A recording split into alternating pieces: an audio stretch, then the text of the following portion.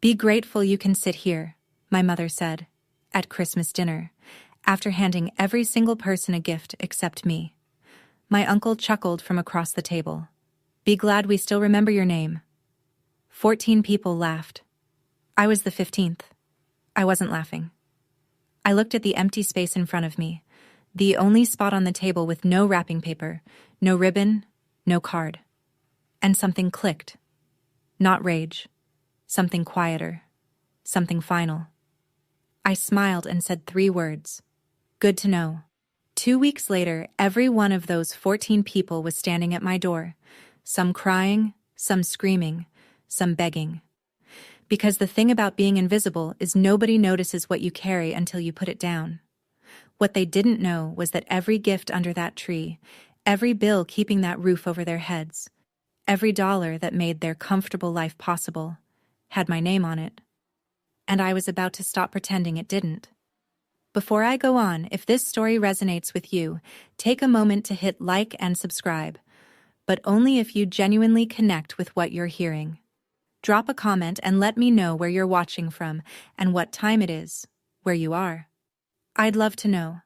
My name is Eliana. I'm 27 years old, and this is the story of how I stopped paying for a family that forgot I existed. Now let me take you back to Christmas Eve, the night everything changed. I pulled into my mother's driveway at 6:10.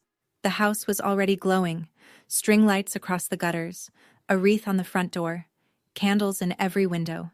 You'd think it was a magazine shoot. You'd never guess that every penny keeping those lights on came out of my checking account. I grabbed the dish from the passenger seat, mac and cheese, baked from scratch, because my mother had texted me 3 days earlier.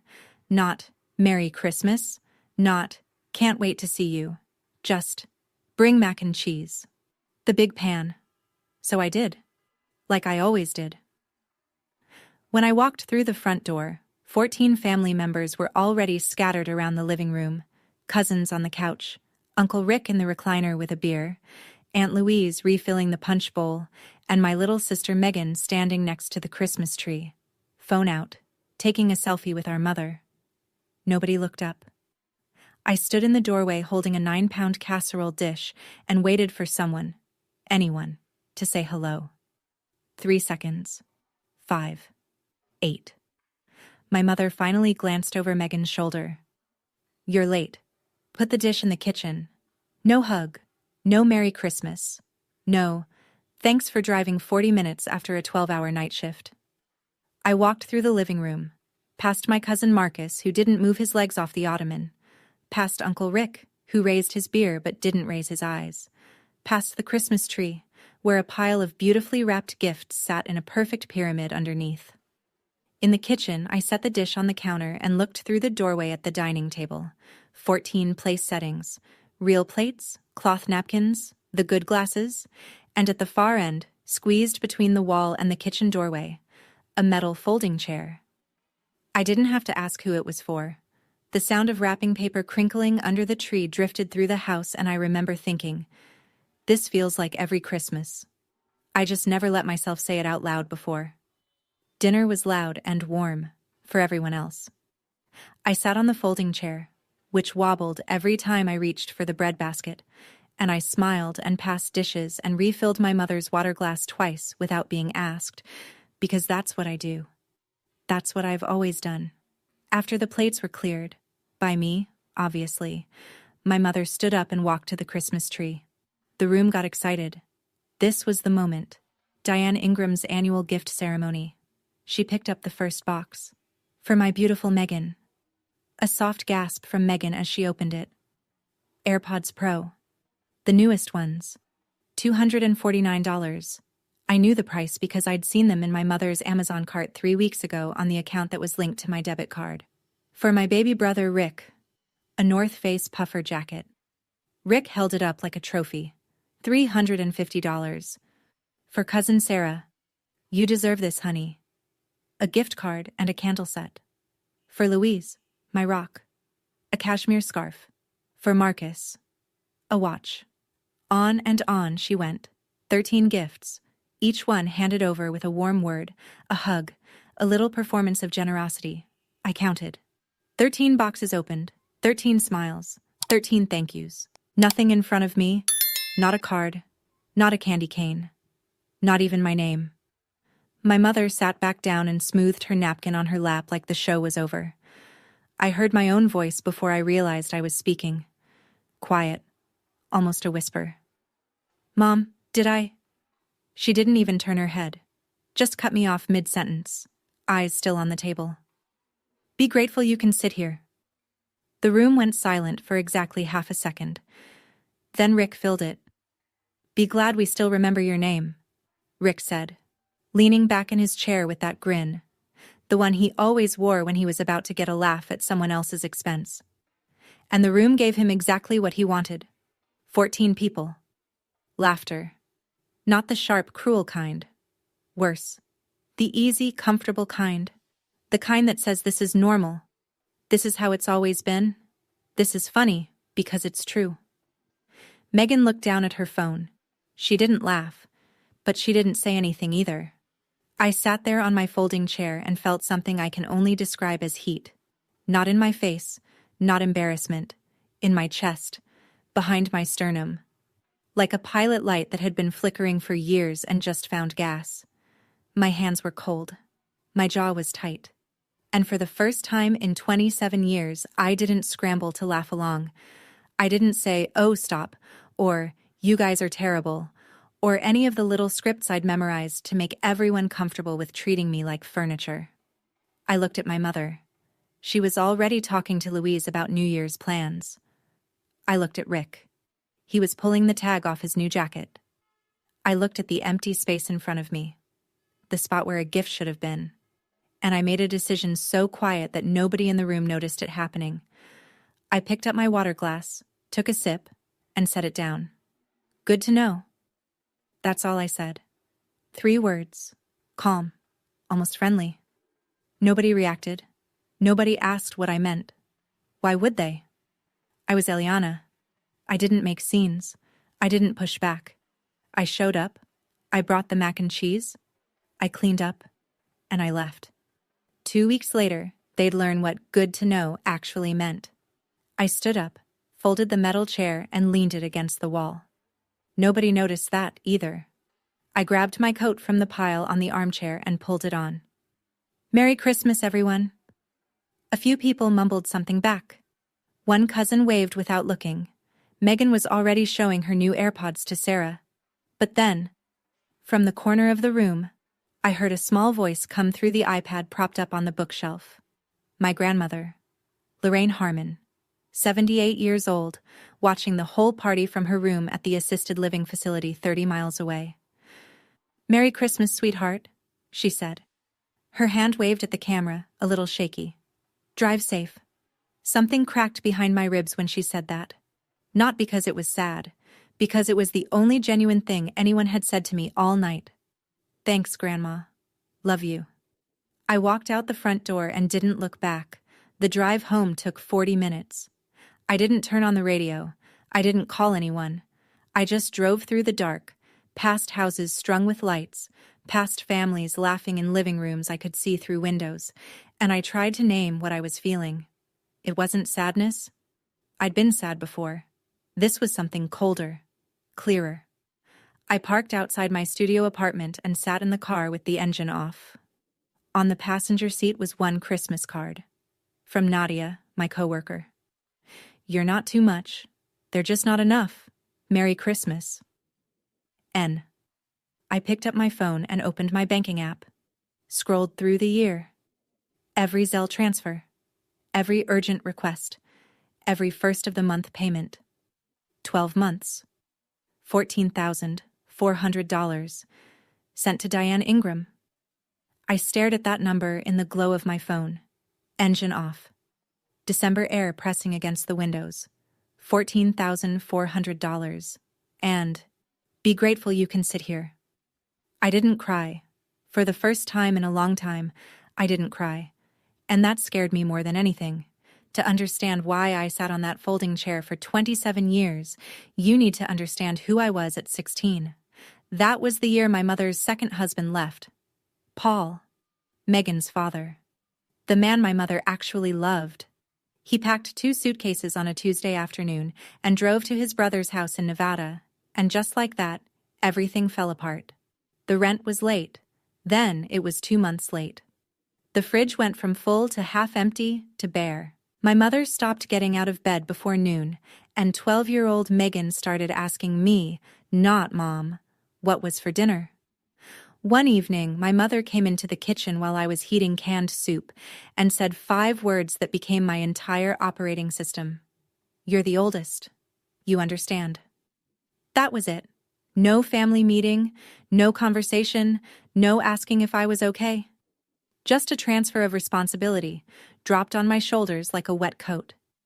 From that day, I cooked. I cleaned. I picked Megan up from school. I signed permission slips when my mother forgot. I got a part-time job at a sandwich shop downtown, 16 years old, scraping mayonnaise into bins at 11 p.m. on school nights, and handed my paychecks to my mother for groceries. Megan did none of this. Megan's still little. Megan needs to focus on school. I was 4 years older. Apparently that made me staff. I remember the one time I brought home something for myself. I'd won first place at the district science fair. A real plaque, not a ribbon. I carried it through the front door like it was made of gold and taped it to the refrigerator next to Megan's drawings. The next morning, it was gone. My mother had taken it down to make room for Megan's birthday party guest list. I found the plaque in the junk drawer 2 weeks later under a pile of takeout menus. I never hung anything on that fridge again. Fast forward 6 years. I'm 22, freshly licensed as a registered nurse, working my first real job on the night shift at a community hospital. Tired all the time, but proud. For the first time in my life, I had a paycheck with a comma in it. The phone rang 3 weeks into my first month. Baby, I'm in trouble. My mother's voice. The soft one, the one she used when she needed something. I'm 2 months behind on rent. They're going to file paperwork. I don't know what to do. $2,400. That's what she needed. I'd barely finished paying the deposit on my own apartment. But she was my mother, and the old script kicked in before I could even think about it. I'll send it tonight, Mom. You're a blessing, Eliana. I'll pay you back when I'm on my feet. She never paid me back. Not that month. Not ever. What she did instead was find a new emergency every 30 days. The electric bill was past due. Megan needed a laptop for school. Rick's car broke down and he needed help. Because Rick lived with my mother now, apparently, and his problems were her problems, which meant his problems were my problems. The requests stopped being requests. They became expectations. My phone would buzz on the first of every month like an alarm, and my mother's tone shifted from grateful to administrative. Send it before Friday. I need it before Friday. No, please. No, thank you. Just a deadline. I told myself this was what family did. I told myself I was lucky to be in a position to help. I told myself a lot of things at 3 a.m. between patient rounds while my bank balance dipped lower and lower, and my savings account stayed at exactly 0. The Zelle notifications became a rhythm I stopped hearing, the way you stop hearing a clock that's always ticking. Thanksgiving, the year before the Christmas that changed everything. My mother decided to host. Big dinner, the whole family, the works. She called me 2 weeks in advance. I need $800 for groceries and decorations. This is important, Eliana. The family hasn't been together in 2 years. I sent it. $800. More than a week's take-home pay. I figured at least I'd be part of something. At least there'd be a moment where she looked at me across the table and I could see something that felt like recognition. The table was beautiful. Turkey, glazed ham, 3 kinds of pie. Real centerpieces with candles and little pumpkins. My mother had outdone herself, or so everyone believed. After the meal, she stood up, clinked her glass with a fork. I just want to say something. Her voice cracked with practiced emotion. Being a single mother has been the hardest thing I've ever done. But looking at this table, at all of you, I know I did something right. I did this all by myself, and I'm proud of that. The room erupted. Applause. Aunt Louise wiped her eyes. Diane, you're amazing. I don't know how you do it. My mother pressed a hand to her chest and mouthed, "Thank you."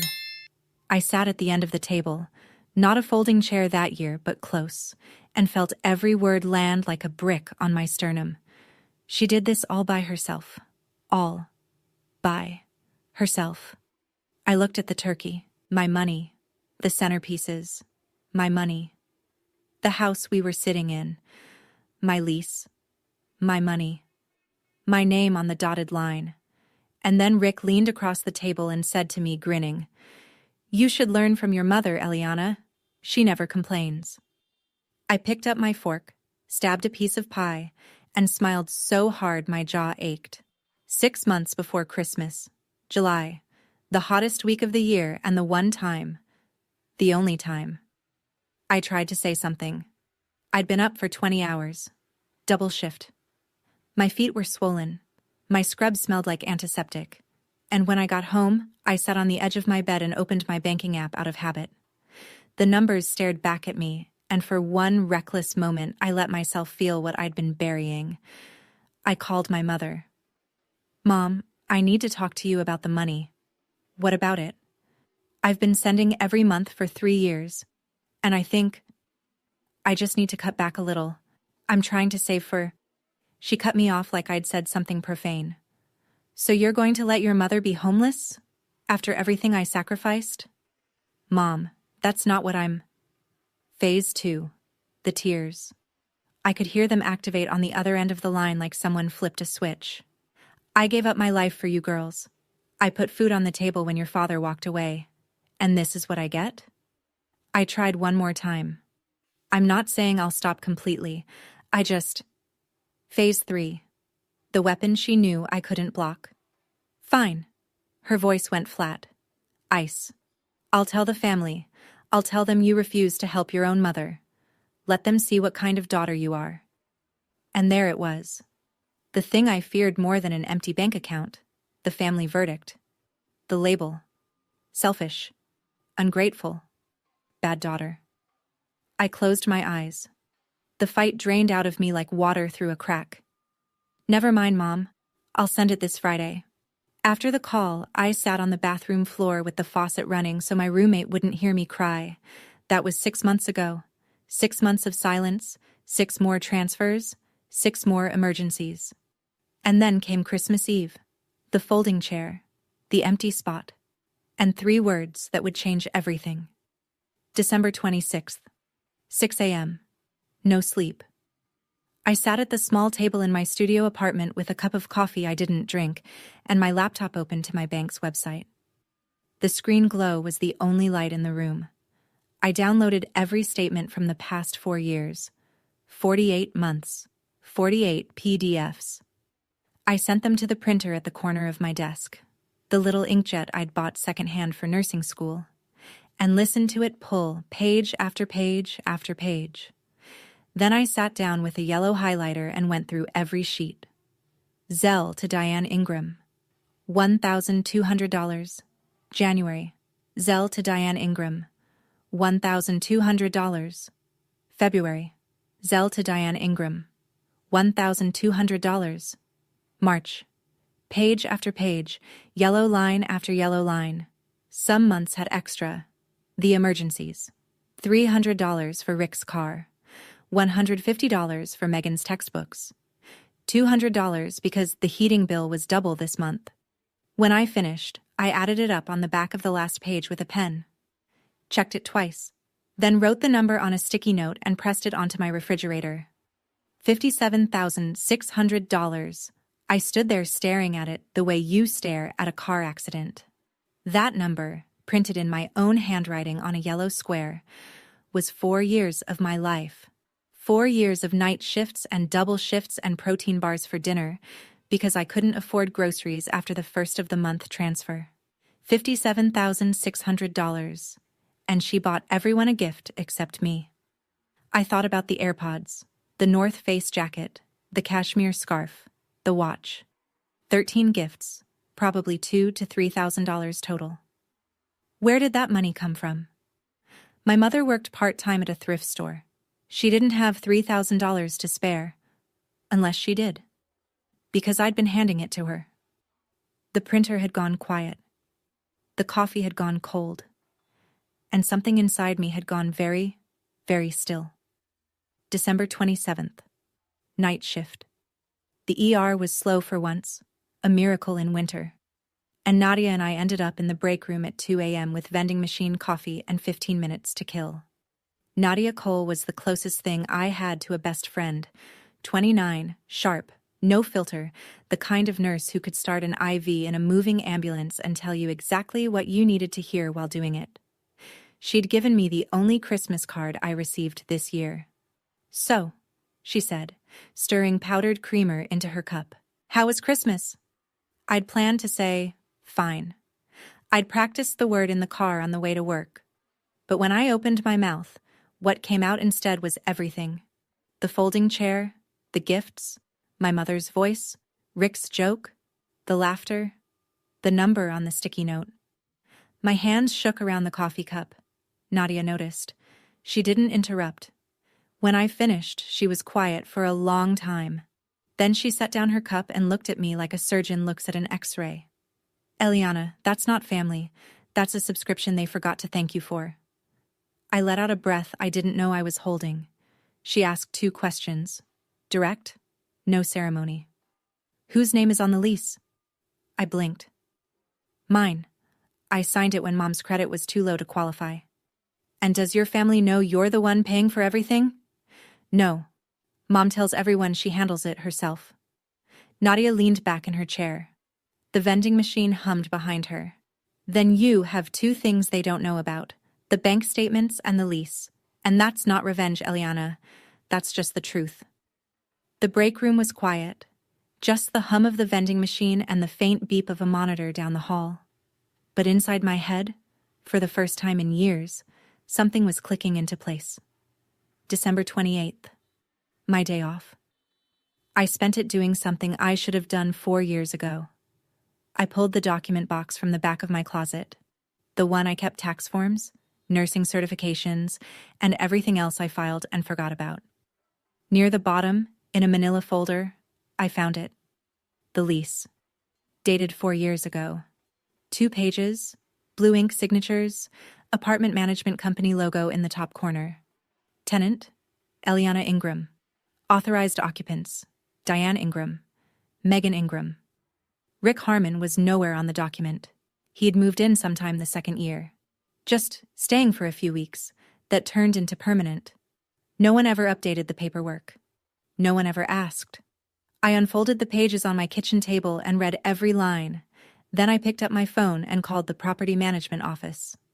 The receptionist transferred me to the property manager, a woman named Patricia Leong. Professional. Calm. The kind of voice that read, "Contracts for a living." "Ms. Ingram, how can I help you?" "I'd like to ask about my options regarding the lease at Unit 14. Specifically, what happens if I choose not to renew?" A brief pause. The sound of keys clicking. "You are the sole leaseholder on that unit, Ms. Ingram. Your current term expires January 31st. If you wish not to renew, you need to submit a 30-day written notice. We'll send formal notification to all listed occupants." "And if someone living there who isn't on the lease, if they refuse to leave?" "Anyone not on the lease has no legal standing to remain after the term expires. That would be handled through standard procedures." I thanked her and hung up. Then I sat there looking at the lease, the bank statements, and the calendar on my phone. January 31st. 33 days away. 33 days. And the woman who told me to be grateful I could sit in her house was sitting in mine. December 29th. I drove 30 miles to Greenfield Assisted Living with a small bouquet of carnations and a container of homemade brownies. My grandmother's room was warm and smelled like lavender hand lotion. She was sitting in her recliner by the window when I walked in, reading glasses low on her nose, a crossword puzzle in her lap, the TV playing some Christmas movie with the volume turned down. Lorraine Harmon, 78 years old. The only person in my family who had ever looked at me like I was enough. "There's my girl," she said, and her face lit up in a way my mother's never had. I sat on the edge of her bed, and she asked how Christmas went, And I tried. I really tried. To say it was fine. But her eyes caught mine.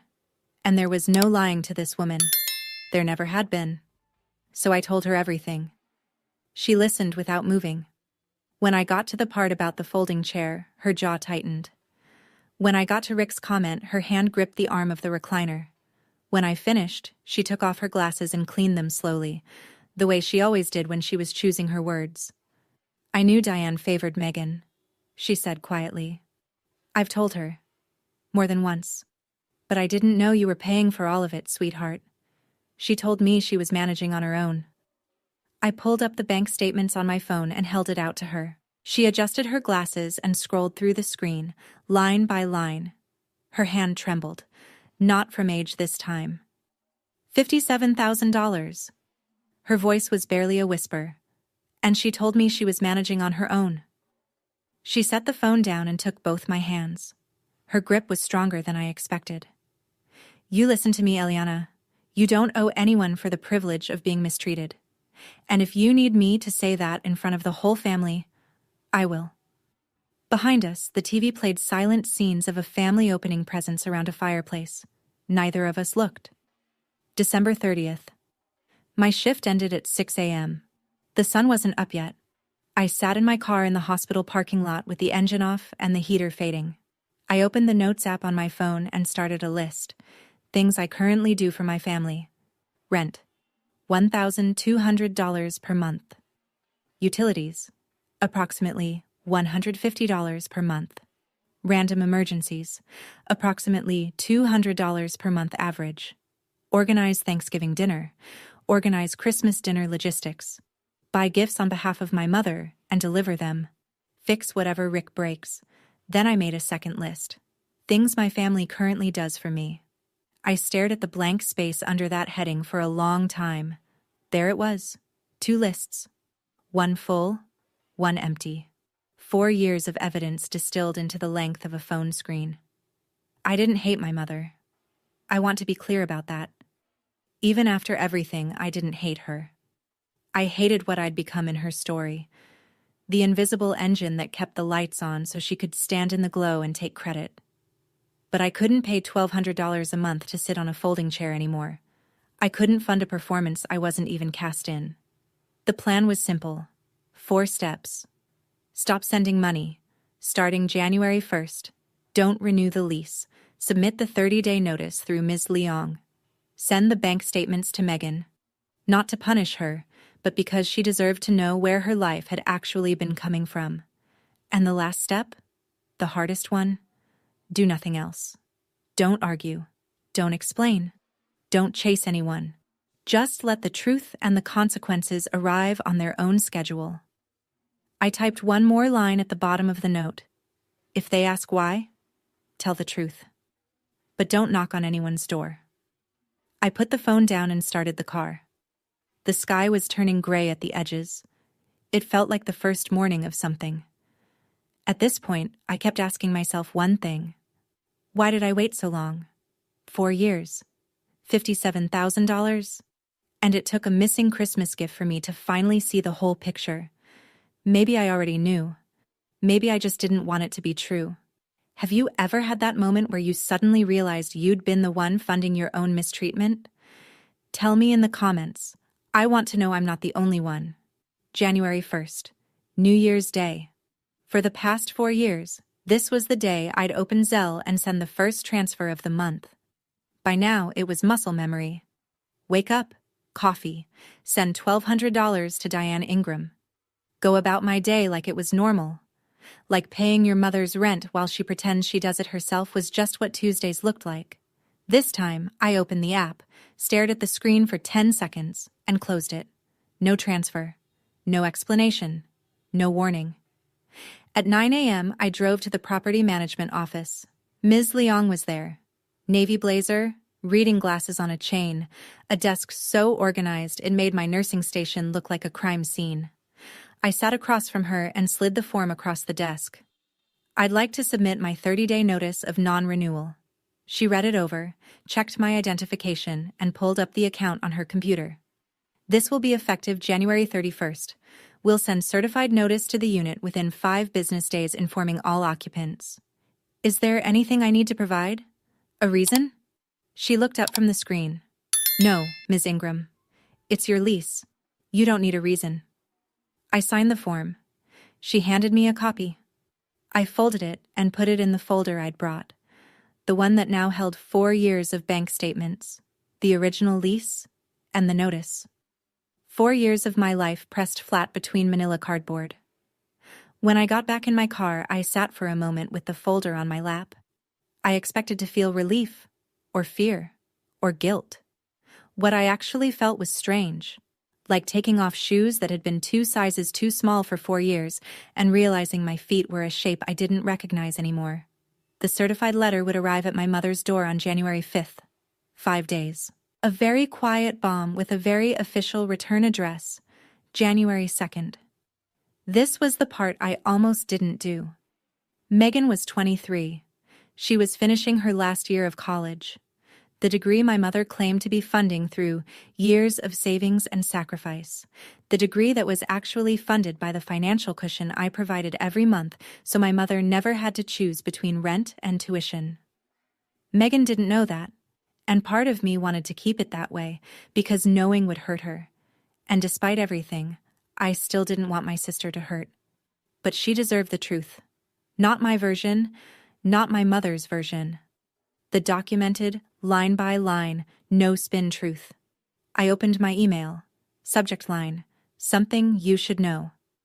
I attached the scanned bank statements, all 48 pages, highlights and all. Then I typed the shortest email of my life. I'm not asking for anything. I just think you deserve to see where the money came from. Love, E. I hit send. The whoosh sound from the email app filled my apartment for half a second, and then silence. Heavy, permanent silence. I put the phone face down on the counter and waited. 2 hours. Nothing. 4 hours. Nothing. I went to work. Drove to the hospital. Clocked in. Took vitals. Changed an IV bag. Checked my phone in the break room at midnight like a teenager waiting for a text back. Nothing. Then, 1:47 a.m. My phone lit up. A text from Megan. 4 words. Is this real? My thumbs hovered. I typed back. Every line is from my bank. You can verify the Zelle transactions. 3 dots appeared. Disappeared. Appeared again. Then, I need to think. And then nothing. For days. I set the phone down and went back to my patients. But the question sat in my chest like a stone. Would Megan stand with the truth? Or would she run back to the version that kept her comfortable? January 3rd, 8:14 p.m. I was on my couch eating leftover soup when my phone rang. The caller ID read, Mom. And for 4 years that word had made my stomach clench like a fist. This time, I picked up on the 3rd ring and set the phone on speaker. Hey, honey. Sweet. Light. The voice she used when she needed something but wanted to seem like she didn't. I think there was an issue with the transfer this month. My account didn't get anything. There's no issue, Mom. I'm not sending money anymore. Silence. 3 full seconds. I could hear her television in the background. Some game show. And then, even that seemed to go quiet. Excuse me? The sweetness was gone. You're going to let me lose this house? After I raised you? You didn't raise me, Mom. I raised myself while paying your bills. I have the statements to prove it. A sharp breath. Then the pivot I'd heard 100 times. Gears shifting. A new weapon loading. What statements? You're being dramatic. You helped a little here and there. That's what family does. $57,000 in 4 years is not a little here and there. We both know that. Another silence. Shorter this time. I could almost hear her calculating, running through the playbook, looking for the tool that had always worked before. And then she found it. Fine. Cold. Flat. A door slamming shut. I'll tell everyone what you're doing. Everyone will know what kind of daughter you are. And there it was. The threat that had kept me obedient since I was 16. The family verdict. The public shame. Except this time, for the first time, I had an answer. Go ahead, Mom. I'll send them the bank statements. The line went dead. No goodbye. Just the abrupt beep of a call ended by someone who, for the first time in 4 years, didn't have a script for what just happened. January 4th. The group chat exploded at 9 in the morning. I was getting ready for my shift when my phone started pinging. Rapid fire, the kind of notification avalanche that makes the phone buzz itself across the counter. The family group text. 31 members. I never posted in it, but I never left it either. Force of habit. Or maybe masochism. My mother had sent the first message at 8:47 a.m. I'm heartbroken. Eliana told me she's cutting me off financially. I don't know what I did wrong. I've always tried to be a good mother. Then the flood. Aunt Louise, 8:49. Eliana, how could you do this to your mother? She's done everything for you girls. Cousin Sarah, 8:52. That's so sad, Diane. You don't deserve this. Marcus, 8:55. That's cold. She's your mom. Rick, 9:01. I always knew she was selfish. Apple doesn't fall far from the tree. That last one landed like a slap. Apple doesn't fall far from the tree. He was talking about my father, the man who left before I was born. The wound my mother had spent 27 years making sure never healed. 23 messages in 2 hours. 23 people who had never once asked me how I was doing, never once questioned where Diane's money came from, never once noticed the folding chair. All suddenly experts on what kind of daughter I should be. Not a single one asked for my side. I read every message. My hands shook. Not from fear. From the specific, scorching anger of being tried in absentia by people who didn't have a single fact. I didn't reply. I didn't type a single word. What I did was screenshot every message one by one and save them to a folder on my phone. Because the truth was coming. It just wasn't coming today. January 5th. The certified letter from the property management office arrived at my mother's door. I know the exact moment she opened it because my phone rang at 4:22 p.m., and the voice on the other end wasn't my mother's careful performance voice, or her guilt voice, or her cold threat voice. It was something I'd never heard before. Panic. What is this? She was breathing like she'd been running. You're evicting me? Your own mother? I'm not evicting you, Mom. I'm not renewing my lease, the one I signed because your credit was too low, the one I've been paying for 4 years. This is my home. No, Mom, it's my lease. It always was. I could hear paper rustling, the notice being turned over and over in her hands as if reading it again would change the words on the page. Tenant non-renewal. Eliana Ingram. Effective January 31st. You can't do this. Her voice cracked. Not with sadness. With the sound of something she'd always controlled suddenly slipping out of her grip. I have nowhere to go. You have 26 days, Mom. That's what the notice says. I'm calling a lawyer. Go ahead. They'll tell you the same thing Ms. Leong told me. She started crying then. Full, shaking sobs. And for one terrible second, the old instinct kicked in. The 16-year-old inside me lunged for the phone, ready to say, "Never mind. I'll fix it. I'll send the money, I'm sorry." But I held still. Because I'd heard these tears before. I'd heard them in July when I tried to cut back. I'd heard them at every emergency. And every time, they came with a price tag. These weren't tears of remorse. They were tears of a woman who just realized the ATM had a limit. The call ended. I set the phone down and noticed my hands were steady. January 6th. My phone rang at 7 in the morning, a number I recognized but had never seen call me. Uncle Rick. In all 4 years of living rent-free in a house I paid for, Rick Harmon had never once dialed my number. Not on my birthday. Not when I graduated nursing school. Not on any of the holidays where he sat across from me eating food I'd funded. But today, he found it. Listen here. No hello, no, hey Eliana. Just Rick.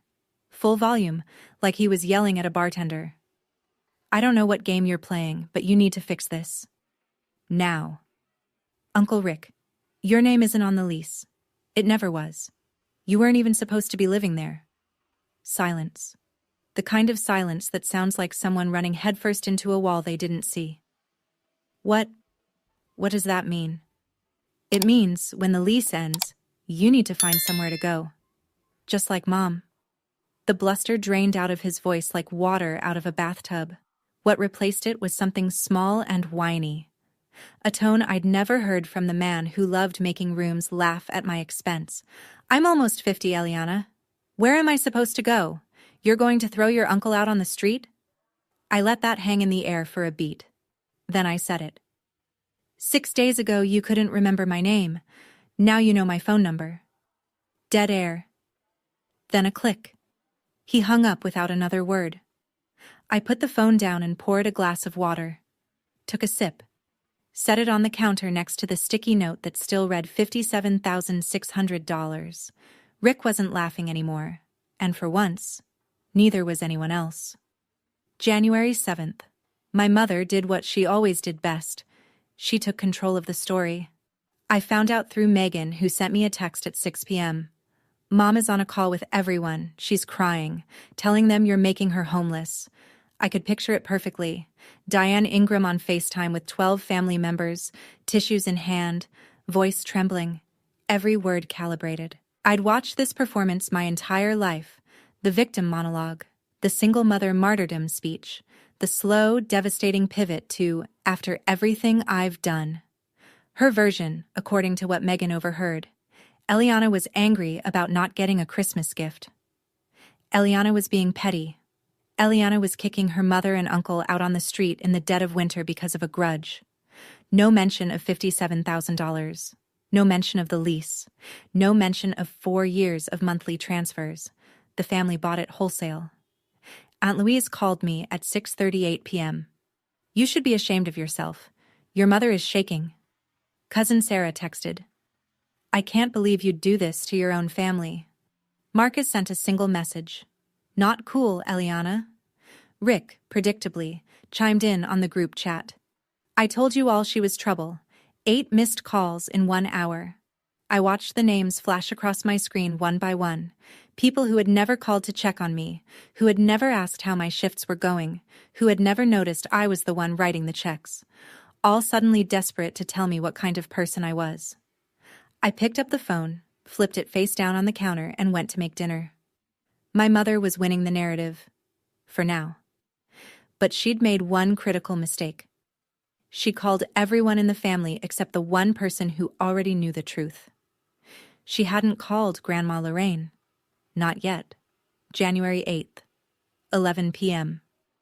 I was lacing up my sneakers for the night shift when my phone rang. Megan. I almost didn't answer. Part of me had already filed my sister under lost cause. She'd had the bank statements for 6 days and hadn't said a real word about them. I figured silence was her answer. But I picked up. And the voice on the other end wasn't the Megan I was used to. The one who smiled through everything, who went along to get along, who never questioned the version of reality our mother handed her like a wrapped gift. This Megan sounded like she'd been crying for hours. Eliana, I read everything, every single line. I sat down on the edge of my bed and said nothing. Waited. Did you really send Mom over $1,000 every month? For 4 years? Yes. And she... Megan's voice broke. She told me she paid for everything herself. She said my tuition support came from her savings. I closed my eyes. She doesn't have savings, Megan. She has my checking account. The sound that came through the phone was raw. Not the pretty crying my mother did for an audience. This was messy, real, the sound of someone whose entire foundation had just cracked down the middle. Why didn't you ever tell me? Because I didn't want you to feel guilty. I wanted you to have what I didn't. But I can't afford it anymore, Megan. Not the money. The silence. She was quiet for a long time. Then, what do you need me to do? I don't need you to do anything. I just need you to know the truth. Okay. A breath. Then softly, can I still call you? Like after this? Outside my window, the January wind pushed against the glass. Cold night. Long shift ahead. but for the first time in years, a phone call with someone in my family ended without me feeling smaller. Yeah, Meg, you can call me. January 9th. The mistake my mother didn't know she was making. With the rest of the family firmly on her side, Diane did what any desperate general does when the battle's going well. She went for the nuclear option. She called the one person whose word carried more weight than anyone else's in the entire Harmon family. She called Grandma Lorraine. I know exactly what happened because my grandmother told me afterward, word for word, in the quiet, precise way she tells everything. Diane called crying. Mama, Eliana is throwing me out on the street. I don't know what to do. I've sacrificed everything for that girl, and she's treating me like trash. Grandma Lorraine let her finish, didn't interrupt, didn't make a sound. Then she asked one question. Diane, who pays the rent on that house? A beat of confusion. I do. What does that have to do with... Diane, I've seen the bank statements. My grandmother said the silence that followed was the longest 3 seconds of her life, then 5, then 8. What? What statements? The ones that show Eliana has been paying $1,200 a month for 4 years. To you. Is that true, Diane? Nothing. No answer. No denial. No tears. Just dead air and the faint sound of my mother breathing. Your silence is all the answer I need. Then, like a switch flipping, my mother's voice came back loud, sharp, desperate. She's lying, Mama. She showed you fake. She manipulated. You don't understand what she's... And my grandmother, 78 years old, sitting in a recliner in a room that smelled like lavender, said the sentence that ended the conversation. I raised you better than this, but apparently I didn't raise you well enough. Click. The phone went silent. And for the first time in Diane Ingram's life, the highest authority in the family had chosen a side, and it wasn't hers. January 10th, Sunday, 9 in the morning. I'd just come off a 12-hour shift. My scrubs were in the hamper, my hair was still damp from the shower, and I was standing barefoot in my kitchen pouring coffee into the one good mug I owned when I heard it. Not knocking, pounding. 3 heavy hits against my front door that rattled the deadbolt. Then my mother's voice, raw, wrecked, nothing like the composed woman who hosted Christmas dinner 2 weeks ago. Eliana, open this door, we need to talk. A second voice. Rick. You can't hide in there forever. I set the coffee down and walked to the door. Looked through the peephole. 4 people in the hallway of my apartment building. My mother, front and center. Eyes swollen and red. In her left hand, the white envelope from the property management office, crumpled now, like she'd been gripping it for days. Her coat was buttoned wrong. Rick, 1 step behind her, arms crossed, jaw tight. The bravado was there, but his eyes kept darting toward the stairwell like he was calculating his exit. Aunt Louise, off to the side. She wasn't angry. She looked confused, like someone who'd walked into the middle of a movie and couldn't figure out the plot. And Marcus, standing farthest from the door, hands in his pockets, clearly wishing he were anywhere else. My mother pounded again. I know you're in there. Please. Please. She said please. I'd waited 27 years to hear that word from her. And now that it was here, pressed against my door like a fist, it didn't sound like an apology. It sounded like a demand, wearing a mask. I looked at my coffee on the counter, looked at the door, breathed. Then I opened it. I stood in the doorway. Not inside, not outside, right on the line. My mother started immediately. She'd had an audience, Louise and Marcus, and I could see the performance activate like a reflex.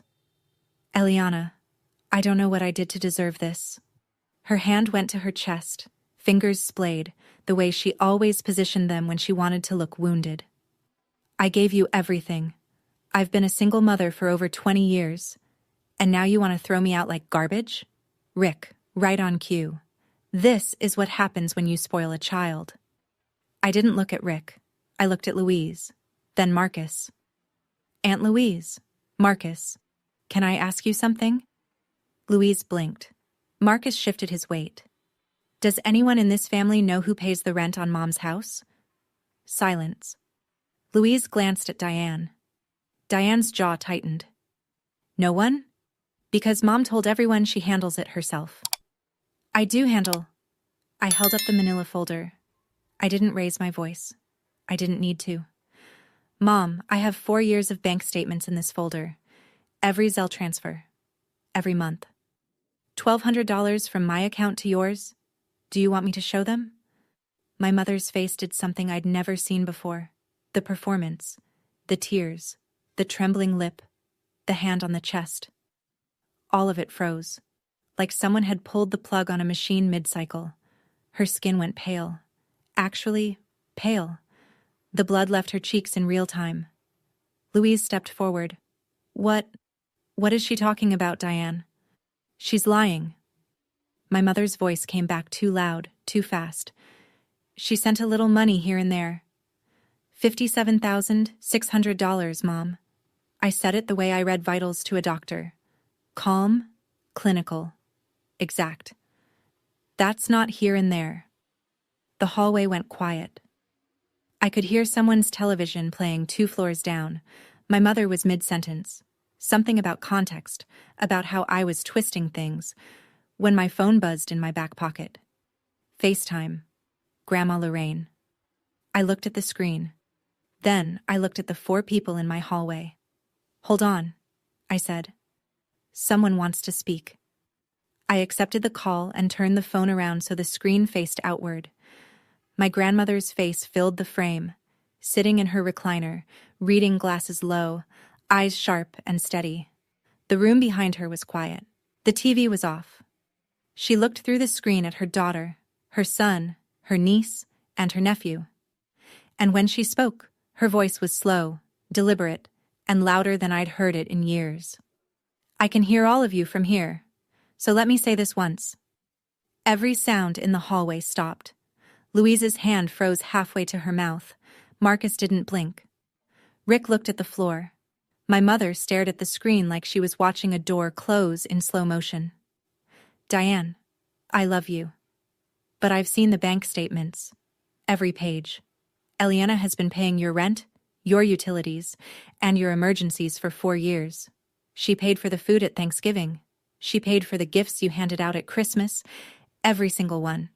She paid for everything, and you couldn't even give her a card. Nobody breathed. My mother whispered, Mama, you don't understand. I understand perfectly. My grandmother's voice didn't waver. You took that girl's money, told everyone it was yours, and then humiliated her in front of the whole family. On Christmas. Louise's hand covered her mouth completely now. Marcus took a step back. Rick still hadn't looked up. Eliana doesn't owe you an apology. Grandma Lorraine's eyes found the camera. Found me. You owe her one. The hallway was silent. Absolutely, completely silent. Just the sound of my grandmother breathing through the phone speaker and the muffled hum of a building full of people who had no idea that in apartment 4B, an entire family was standing still. My grandmother's face watched from the phone screen. No one had moved. Then my mother did what she always did when every other weapon failed. She tried to rewrite the story one more time. So this is what you want? Her voice shook, but not with grief, with fury dressed as heartbreak. To destroy this family? I looked at her, really looked at her. And for the first time in my life, I didn't see the woman I'd been trying to earn love from. I saw a woman who had been given everything and called it nothing. No, Mom, I don't want to destroy anything. I just can't keep building something with my money that doesn't have room for me. She opened her mouth. I didn't wait. I turned to Rick. Uncle Rick, you have until the 31st to figure out your living situation. That's 3 weeks. Rick's mouth opened, closed. No joke came out, no punchline, nothing. The comedian had finally run out of material. I looked at Louise and Marcus. If anyone in this family wants to talk to me after today, my door is open. But I won't be sending money, organizing holidays, or sitting on a folding chair anymore. Louise's eyes were wet. Marcus nodded once. Small, but I saw it. I took a step back into my apartment. My hand was on the door. I love you, Mom. But I love myself enough to stop paying for a seat at a table that was never set for me. And I closed the door. Not a slam. Not a dramatic crash. Just a quiet, steady click. The sound of a lock engaging for the first time in 4 years. Through the door I heard nothing for a long moment. Then footsteps. Shuffling. Someone crying softly. Then the stairwell door opened and closed, and the hallway was empty. I stood with my back against the door, both hands flat against the wood, and breathed. It was over. And I was still standing. After I closed that door, I stood there for a full minute, hand still on the knob, wondering if I'd just made the biggest mistake of my life or the best decision. And honestly, I still wonder sometimes. Do you think I went too far? Or not far enough? Because I didn't yell. I didn't curse. I just stopped paying. Was that wrong? Let me know in the comments. I've read every single one, and some of your stories hit harder than mine. January 31st. The lease expired. I wasn't there when they moved out. I didn't need to be. Ms. Leong confirmed by email that the unit was vacated on time and the keys were returned to the office. Professional, clean, final. My mother moved in with Aunt Louise, but Louise, who had now heard the full truth, who had seen the bank statements, who had watched my grandmother dismantle Diane's story in real time, was no longer the sympathetic shoulder my mother expected. You can stay, Louise told her, according to Megan, but you're paying your share. I'm not running a charity. Diane Ingram, who hadn't paid rent in 4 years, was now splitting utilities with a woman who used to worship her. The dynamic had shifted, and it wasn't shifting back. Rick ended up at a friend's place across town, a single-wide trailer with no spare bedroom. He slept on a pull-out couch. No recliner, no beer fridge, no 55-inch TV, no holiday table where he could sit in a paid-for house and crack jokes about the person paying for it. My mother tried one more play. She called a legal aid hotline, convinced she had grounds to dispute the lease termination.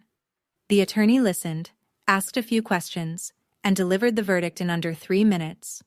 The lease was never in your name, ma'am. The leaseholder followed all proper notification procedures. There's nothing to contest here. She hung up and didn't call another lawyer. I know all of this because Megan told me, piece by piece, over the next few weeks, in phone calls that were short at first and gradually got longer. She was keeping me informed, not out of spite toward our mother, but because for the first time in her life, she wanted to be the kind of sister who told the truth. The old house sat empty by February. I never drove past it. Mid-February, a Tuesday. My phone rang during my lunch break, and when I saw Megan's name, I didn't feel the old dread. I felt something closer to curiosity. Hey, she said. And then, before I could ask how she was doing, I got a part-time job at the campus bookstore. It's not much, like $11 an hour, but I'm paying for my own textbooks this semester. I sat in the break room, phone to my ear, and smiled, the kind of smile that sneaks up on you before you can stop it. That's really good, Meg.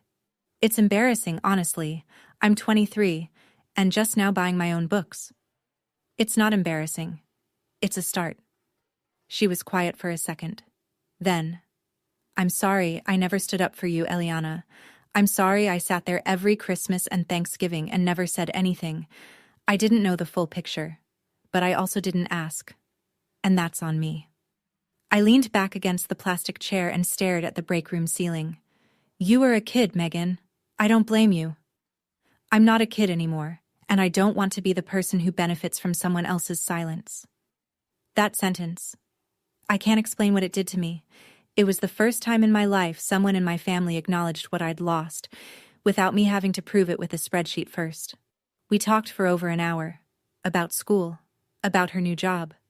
About a boy she was seeing who actually treated her well. Normal things. Sister things. The kind of conversation we'd never had because there was always a performance to maintain, a narrative to protect, a mother in the middle directing traffic. Can we have dinner next week? She asked. Just us? I'd like that. When I hung up, Nadia was standing in the doorway of the break room with 2 coffees, grinning. "That sounded different," she said. It was. Late February. I was folding laundry when my phone rang. The caller ID said Mom, and I stood there for 3 rings, a pillowcase in one hand, deciding. I answered. Her voice was different, tired, stripped of its usual polish, like she'd rehearsed something and run out of energy halfway through. "Eliana, I've been thinking. Maybe I wasn't fair to you. At Christmas." I held the phone and waited. The laundry sat warm in the basket. "I just want us to be a family again. I miss you. I miss the way things were." The way things were. The version where I paid and she performed, and no one asked questions. I let the silence do the talking for a moment. Then she added it. The line I knew was coming, because the pattern never changed. "Can you help me with the deposit for a new place? Just this once, and we can start over." There it was, tucked inside the apology like a fishhook inside a worm.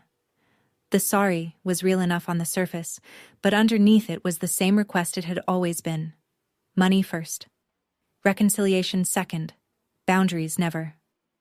"Mom, I hear you, and I want a relationship with you too. But it can't start with another check."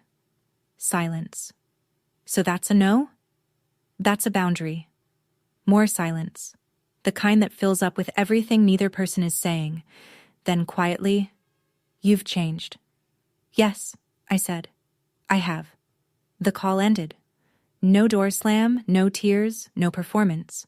Just 2 women on either side of a line that one of them had drawn and the other one couldn't cross. I set the phone down and finished folding the pillowcase, put it in the closet, made the bed. It wasn't a victory. It wasn't a punishment. It was just the truth, spoken out loud, without apology.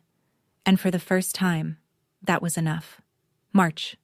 My studio apartment is small, 400 square feet. 1 window that faces east, so the morning light comes in early and lands on the kitchen counter where I drink my coffee before my shift. The refrigerator has 3 things on it. Nadia's Christmas card, still taped to the top corner. A selfie of me and Megan from last week. Dinner at a Thai place near her campus. Both of us laughing about something I can't remember now, but I remember the feeling.